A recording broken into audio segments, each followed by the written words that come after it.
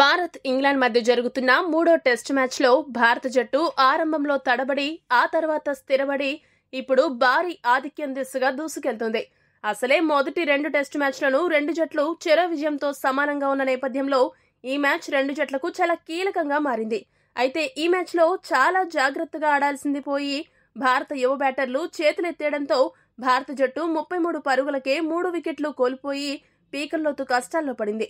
అలాంటి సమయంలో భారత జట్టు కెప్టెన్ రోహిత్ శర్మ జట్టు బాధ్యతను భుజాలపై వేసుకుని అద్భుతమైన బ్యాటింగ్ చేసి ఆకట్టుకున్నాడు. రవీంద్ర జడేజాకు తోడుగా నిలిచి చక్కటి ఇన్నింగ్స్ నిర్మించాడు.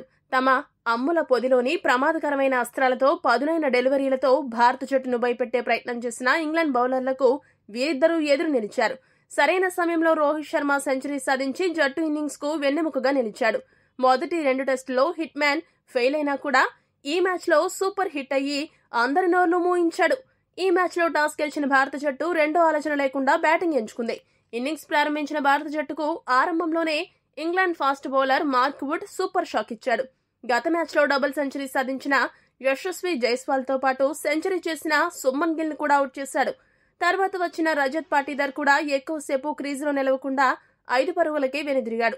ఆరంభంలో పిచ్ పై ఉన్న తేమను ఇంగ్లాండ్ ఫాస్ట్ బౌలర్లు సద్వినియోగం చేసుకోగా భారత బ్యాటర్లు మాత్రం ఆ బంతులను ఆడలేక పెవిలియన్ దారి పట్టారు.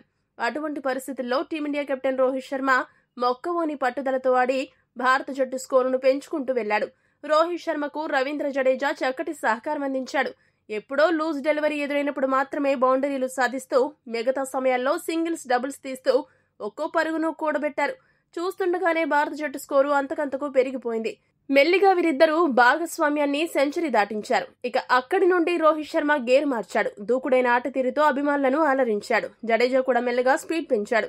ఇదే క్రమంలో మొదట Ravindra Jadeja half century mark అందుకోగా ఆ తర్వాత రోహిత్ శర్మ సెంచరీ మార్క్ సాధించాడు. వీరిద్దరూ 4వ వికెట్ కు 204 పరుగుల భాగస్వామ్యాన్ని నెలకొల్పారు.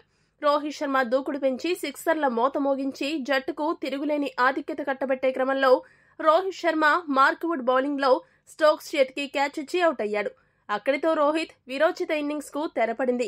రోహిత్ 196 బంతులు ఎదుర్కొని 14 బౌండరీలు 3 సిక్సర్ల సాయంతో 131 పరుగులు చేశాడు. ఇదే క్రమంలో కొన్ని ప్రపంచ రికార్డులు కూడా నమోదయ్యాయి. ఇంగ్లాండ్ పై రోహిత్ శర్మకు ఇది 3వ సెంచరీ కావడం విశేషం. దీంతో ఇంగ్లాండ్ పై టీమిండియా తరపున అత్యధిక సెంచరీలు సాధించిన ఓపెనర్ల జాబితాలో రోహిత్ శర్మ 2వ స్థానంలో నిలిచాడు. 4 సెంచరీలతో గవాస్కర్ మొదటి స్థానంలో ఉన్నాడు. అంతేకాదు అంతర్జాతీయ క్రికెట్లో ఎక్కువ వయసులో సెంచరీలు చేసిన భారత కెప్టెన్ గా కూడా చరిత్ర సృష్టించాడు. మరొక ఆసక్తికరమైన విషయం ఏంటంటే 2019 నుండి ఇప్పటి వరకు టీమిండియా తరపున ఏ ఒక్క బ్యాట్స్మెన్ కూడా 4 సెంచరీలకు మించి చేయలేదు. కానీ రోహిత్ శర్మ మాత్రం ఏకంగా 8 సెంచరీలు చేయడం గమనార్హం. ఇక అంతర్జాతీయ క్రికెట్లో కెప్టెన్ గా అత్యధిక సిక్సర్లు కొట్టిన ఆటగాళ్ల జాబితాలో 212 సిక్సర్లతో రోహిత్ 2వ స్థానంలో, 233 సిక్సర్లతో మోర్గాన్ మొదటి స్థానంలో కొనసాగుతున్నారు. చివరిగా టీమిండియా తరపున ఇంగ్లాండ్ పై 4వ వికెట్ కు అత్యధిక భాగస్వామ్యం నెలకొల్పిన 3వ జోడీగా రోహిత్, జడేజా నిలిచారు. రోహిత్ అవుట్ అయ్యాక క్రీజులోకి వచ్చిన సర్ఫరాజ్ ఖాన్ అరంగేట్ర మ్యాచ్లోనే ఆకాశమే హద్దుగా చెలరేగిపోయాడు.